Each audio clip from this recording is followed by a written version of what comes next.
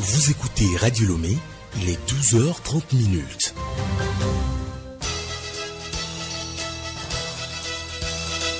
Le journal Léontine à Togima.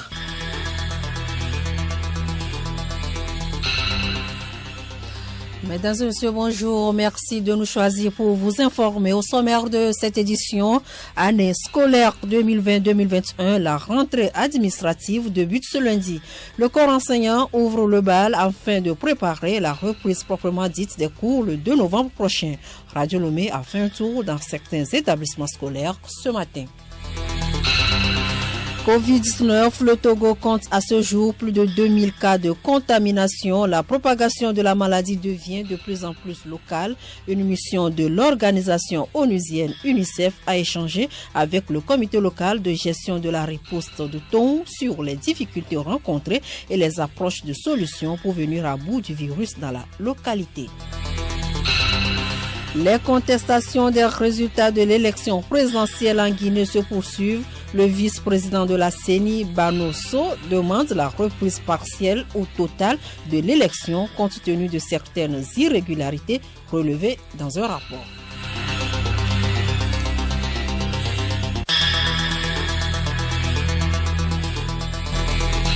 radiolomé.tg. Nous ouvrons cette édition par l'Assemblée nationale. 2 audiences au Parlement ce matin. La présidente Yawa Digbodi Tchegan a reçu en premier lieu Xiao Wedong, l'ambassadeur de Chine au Togo. Cette visite de courtoisie du diplomate chinois vise à renforcer les relations bilatérales entre les deux pays, surtout entre leurs Parlement. La présidente Tchegan s'est ensuite entretenue avec Dr Hussein Ossan, l'ambassadeur d'Égypte au Togo. Le représentant du peuple égyptien en fin de mission a voulu par cette visite faire son adieu au peuple togolais et faire la suivi du voyage de la présidente en terre égyptienne. Les détails, vous les aurez dans nos prochaines éditions. La rencontre d'échange organisée à Atakpamé par le ministère de la Sécurité et de la Protection civile à l'intention des forces de défense et de sécurité, le HCRON et la société civile, s'est achevée le 23 octobre dernier. Cet atelier est placé sous le thème « Dialogue civilo-militaire, outils efficaces de prévention et de résolution des conflits au Togo ». Jean Mizou, Atop Atakpamé. Ce dialogue civilo-militaire censé rechercher les voies et moyens pour aplanir le fossé entre les civils et les forces de défense et de sécurité en vue d'un vivre ensemble, un bon voisinage et la paix a été présidé par le ministre de la Sécurité et de la Protection civile, le général Yark Damhan. Sont concernés par cette rencontre le HCRON, les autorités locales, les forces de défense et de sécurité, les organisations de la société civile, les comités locaux de paix, les confessions religieuses, la chefferie traditionnelle, etc. Pendant ces 2 jours de travaux, ils vont discuter du rôle et fonctionnement des forces de défense et de sécurité, l'importance du dialogue civilo-militaire, la lutte contre l'extrémisme violent et la prévention des conflits. Le ministre Yark Damhan. Nous avons voulu organiser avec l'appui du programme des Nations Unies pour le développement un atelier de 2 jours sur les relations civilo-militaires. L'armée est une armée nationale. Les forces de sécurité sont des forces de sécurité togolaises dont la mission principale est la protection de nos concitoyens et de leurs biens. Il ne va pas y avoir une incompréhension entre ces 2 entités de la société. Nous savons que les efforts ont été faits. Le président de la République a initié plusieurs ateliers dans le cadre du renforcement de ces relations, de coopération, de collaboration entre les forces de défense et de sécurité et nos populations. Il n'est pas exclu qu'il y ait des heures de temps en temps, mais à chaque fois nous devons penser à l'essentiel. Nous devons nous retrouver pour penser à l'unité nationale, à la cohésion. Les ateliers sur le dialogue civilo-militaire qui se déroulent dans plusieurs chefs-lieux des régions et des préfectures ont reçu l'appui financier du programme des Nations Unies pour le développement PNUD. Jean Mizou, agence togolaise de presse à Atakpamé pour Radio Lomé. Je le disais tantôt dans les titres, c'est parti pour la rentrée scolaire 2020-2021 au Togo. Ce lundi, les chefs d'établissement et les enseignants sont entrés en scène en premier pour préparer et planifier la reprise des cours avec les apprenants le 2 novembre prochain dans un contexte de crise sanitaire. La rentrée administrative effectuée ce 26 octobre planche aussi sur comment encadrer les élèves aux heures et pauses pour limiter les rassemblements. Juliette Camden. À l'école primaire publique La Marina, le directeur et ses collaborateurs étaient présents ce lundi pour procéder au dernier réglage avant la reprise des classes. Un exercice qui est de coutume dans cet établissement scolaire, mais avec une particularité cette année, celle de composer avec la Covid-19. Djobo Ide, directeur de l'EPP La Marina. Nous, on faisait nos rentrées. 2 semaines avant la rentrée proprement dite, le corps enseignant, le directeur, nous sommes là pour inscrire les enfants, pour nettoyer l'école, pour voir ce qui ne va pas, ce qu'il faut faire, ce qu'il ne faut pas faire. Donc, avant le jour J. Donc, aujourd'hui, le terme rentrée administrative est arrivé pour s'agrafer à notre rentrée, à nos préparatifs. Aujourd'hui, nous sommes à l'ère du Covid. C'est pour cela qu'on a ajouté pour voir, c'est-à-dire que comment nous allons nous préparer, quelles sont les mesures et les dispositions à prendre pour amorcer cette rentrée-là. Parce qu'il y a la Covid qui est venue s'ajouter. Donc, nous allons préparer nos classes. On s'est dit que c'est 30 élèves par classe. Sinon, ce n'est pas encore très clair. Bon, on nous disait qu'entre-temps, on aura des formations. Après ces formations-là, on verra ce qu'il faut faire. Nous sommes en train de nous préparer parce qu'il faut respecter aussi les mesures barrières. Nous avons les lave-mains, quelques bavettes, que les enfants qui viendront sans bavettes. Donc on va essayer de les rappeler que les mesures barrières persistent toujours. La Covid n'est pas partie, elle existe, elle est là. Les dispositions, je pense que c'est ce qui est venu s'ajouter. Donc avant la rentrée proprement dite, on le faisait. Mais aujourd'hui, comme il y a un problème de Covid, c'est pour cela que l'autorité a ajouté donc rentrée administrative ou pédagogique. Ce chef d'établissement se prépare certes pour accueillir les élèves la semaine prochaine, mais il attend tout de même des instructions harmonisées. On nous a dit qu'il y aura une formation. On s'est dit que la formation que nous aurons à faire, c'est par rapport à ça. Que la distanciation, la disposition des élèves dans les classes. Parce que pour aller au CPD, c'est seulement les CM2. Aujourd'hui, c'est le grand groupe qui est là. C'est le groupe au complet. C'est les 6 classes. Comment nous allons gérer? Quand les enfants iront en récréation, comment on va gérer ça? Le Mans, comment ça va se faire? Est-ce qu'aujourd'hui, on va aller au Mans, comme on le faisait? La récréation, est-ce que les enfants, comme on le faisait, entre-temps, ce qui va se faire? On ne sait pas. Au lycée Nikonakwe, c'est une équipe sereine et prête pour la reprise des cours que nous avons retrouvée, forte de l'expérience capitalisée lors de l'organisation des différents examens. Agbelou Koko, proviseur du lycée de Nikonakwe. Nous avons été instruits en ce qui concerne le travail à faire pour cette semaine. C'est la rentrée administrative. Nous devons, dans ce contexte spécial, veiller au recrutement des nouveaux élèves et en tenant compte des effectifs qui nous ont été indiqués. De même, nous apprêtons les emplois de temps pour les professeurs. Nous sommes à pied d'œuvre pour confectionner ces emplois de temps compte tenu de cette période spéciale, puisque avec la limitation du nombre par classe, le nombre d'heures va augmenter par professeur, étant donné que le nombre de classes augmente. Néanmoins, il faut renforcer les dispositifs dans le respect des mesures barrières. Merci à vous, Juliette Camden. La rentrée des cours, c'est lundi prochain, du sourire aux lèvres des élèves et leurs parents. Hier à Zouti, à Tchanvé, dans le Vaud. La raison, ils ont reçu des fournitures scolaires et autres dons pour bien démarrer la rentrée scolaire. Le donateur est l'association professionnelle des contrôleurs aériens du Togo. Gabriel Aïna. L'association professionnelle des contrôleurs aériens du Togo, APCATO, a notamment offert des tables-bancs, des fournitures scolaires et du matériel de protection contre le coronavirus. Il s'agit ainsi pour l'association de permettre aux élèves et à leurs parents de démarrer sereinement la rentrée scolaire prévue pour lundi prochain.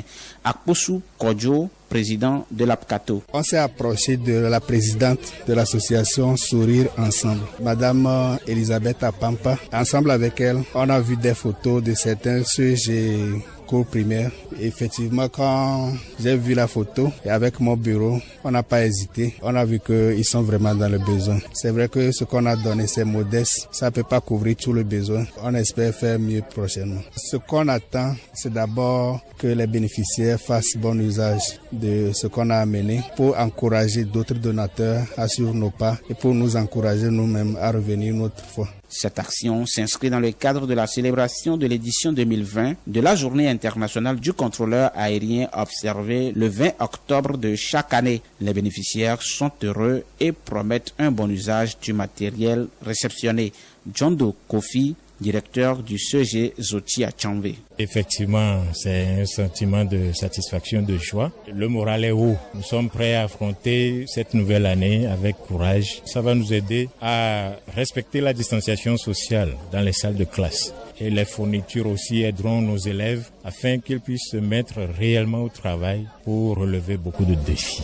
Les constructions, c'est en banco avec des pailles et des clés. On fait appel à tous les autres partenaires, des gens de bonne volonté, pour qu'ils viennent à notre aide. Ce fut également l'occasion pour l'APCATO et ses partenaires, notamment l'association Sourire Ensemble, de sensibiliser la population de Zoti à Tchambé sur la pandémie à coronavirus. Bonne rentrée à toutes et à tous. Venons-en à la situation de la maladie du Covid-19. Le Togo compte à ce jour un total de 2200 cas confirmés, dont 548 cas actifs, 1600 patients guéris et malheureusement 52 décès. 113 460 tests ont été effectués sur toute l'étendue du territoire national. Le respect strict des mesures barrières est toujours d'actualité afin de contenir la propagation du virus. Aucune localité n'est épargnée. À Tongo, le comité local de gestion de la riposte a eu une rencontre de travail avec une délégation de l'UNICEF la semaine dernière. Les émissaires de l'organisation onusienne en charge de l'enfance sont allés recueillir les problèmes auxquels sont confrontés le comité et les pistes de solutions pour juguler la crise. Geneviève Bouillon.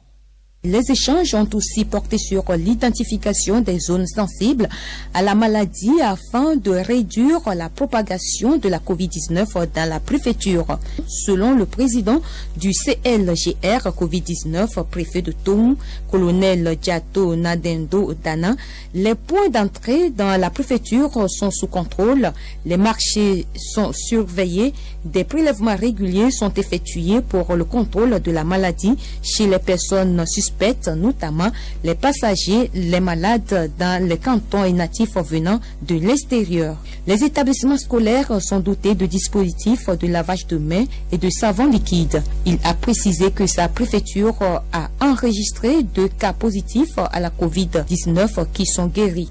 La délégation a proposé au comité un plan d'évaluation participative dans les cantons à forte densité, notamment Tado, Arasome, Saligbe et Kweklemé pour renforcer la surveillance et la gestion de la pandémie. Elle a aussi écouté les différents rapports sur le fonctionnement et l'organisation générale du comité, les moyens mis en œuvre pour le respect des mesures barrières, entre autres la distanciation sociale, le port de bavettes et le lavage des mains. La délégation s'est réjouie des efforts consentis par les membres du comité, puis promis l'envoi des équipes d'évaluation pour appuyer ces actions. Elle a fait remarquer que la préfecture a moins de personnes contaminées et testées positives que les autres, puis promis l'appui de l'UNICEF dans la lutte contre la pandémie. Le journal Léontine à Toguima. Actualité hors de nos frontières, au Sénégal, une pirogue qui a chaviré suite à l'explosion de son moteur a endeuillé tout un quartier de Saint-Louis. À bord, peut-être 200 migrants qui avaient pour destination l'Espagne. Pour le moment, les habitants et la presse sénégalaise parlent d'une vingtaine de décès et le président Macky Sall évoque la perte de plus d'une dizaine de jeunes. Dans un message publié sur les réseaux sociaux dans la nuit de dimanche à ce jour, le chef de l'État a présenté ses condoléances émues aux familles éploré. Au Nigeria, le pouvoir politique multiplie les gestes d'apaisement et les communiqués après une semaine chaotique à travers le pays. Dans un communiqué publié hier soir, le président Muhammadu Buhari a lancé un appel à la paix et regretté que des vies aient été perdues au Nigeria, mais en évitant toujours d'évoquer frontalement l'intervention de l'armée à Lagos la semaine dernière. Les protestations des résultats de l'élection présidentielle se poursuivent en Guinée. Des commissaires de la CENI dénoncent des fraudes au lendemain de la proclamation par la CENI Alpha Condé vainqueur du scrutin. Le vice-président de l'instance électorale, Banousso, qui est issu de l'opposition, a signé une déclaration proposant la reprise partielle ou totale du scrutin en raison d'un certain nombre d'anomalies. Angèle Ontoji. Refus d'afficher les résultats, manque de transparence dans la remontée des procès-verbaux, disparition, substitution ou encore falsification de procès-verbaux. Le rapport des commissaires note une concentration d'anomalies dans la région de la Haute-Guinée, réputée être un fief du pouvoir en place où certains taux de participation oscillent entre 98 et plus de 100%. Le nombre total des suffrages exprimés ne correspondrait pas à la somme des suffrages obtenus par l'ensemble des candidats selon le rapport qui met en cause la sincérité des résultats et propose la reprise du scrutin. Mamadi Kaba, le porte-parole de la CENI, y voit plutôt une démarche politique. C'est trop tard, dit-il. Les recours doivent être désormais portés par les candidats auprès de la Cour constitutionnelle. Celle-ci disposera ensuite de 5 jours pour les étudier et proclamer les résultats définitifs ou annuler le scrutin, a-t-il indiqué. Ces contestations ont amené dans le pays des émissaires de l'ONU, de l'Union africaine et de la Communauté de développement de l'Afrique de l'Ouest, CEDEAO, qui ont 2 jours pour tenter d'apaiser les tensions, alors que le principal opposant Cellou Dalein Diallo, crédité de 33,50% des voix, ne reconnaît pas les résultats de l'élection qu'il estime avoir remporté. Écoutez Radio Lomé sur le web sur le www.radiolomé.tg. Chronique juridique, dans la majorité des États, il est institué un conseil supérieur de la magistrature dont la vocation est d'assurer l'indépendance du pouvoir judiciaire.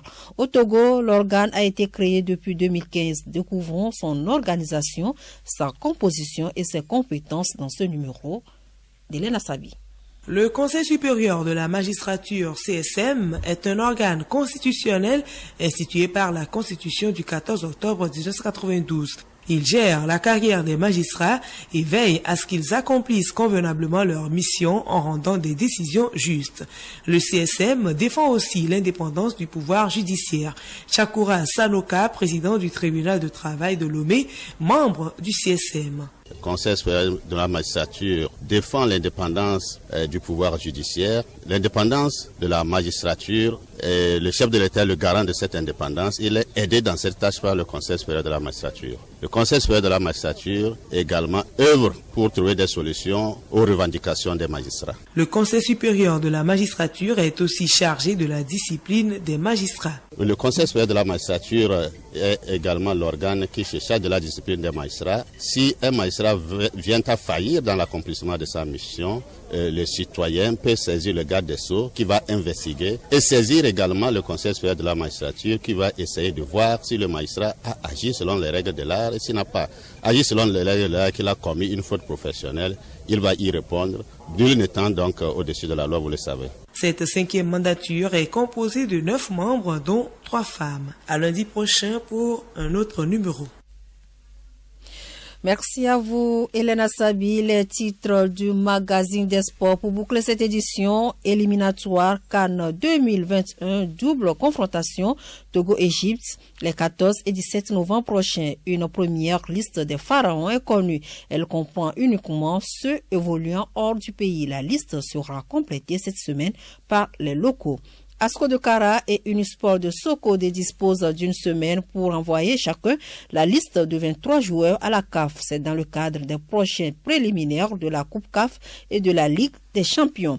Mi-figue, mi-raisin pour les internationaux togolais. Le week-end écoulé, un seul but a été marqué.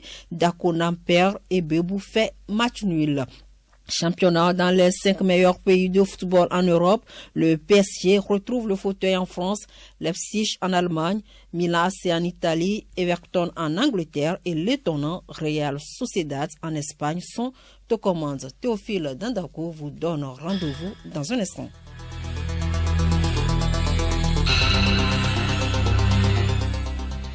Mesdames et messieurs, ce journal se referme. Merci de nous avoir suivis. Retenez pour l'essentiel que les choses se précisent pour la rentrée scolaire 2020-2021. La rentrée administrative a débuté ce lundi.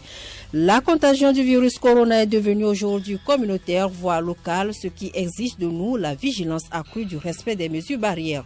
Partout, même en famille, Alice Berthe Barandao revient sur la prudence à observer dans nos domiciles.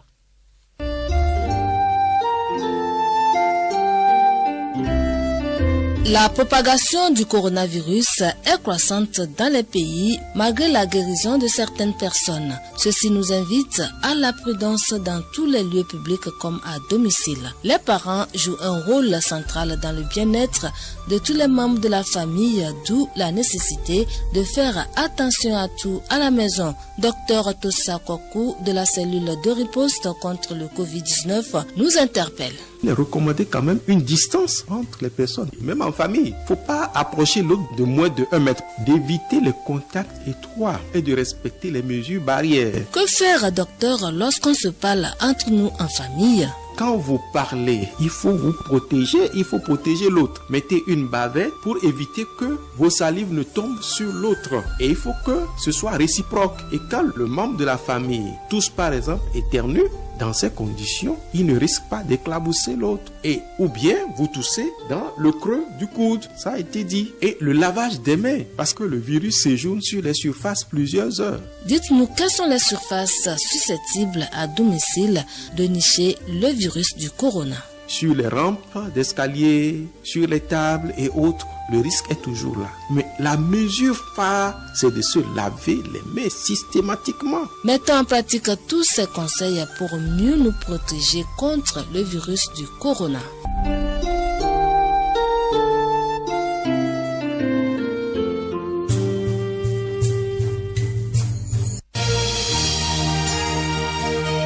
Radio Lomé, boîte postale 434, email radiolomé@radiolomé.tg.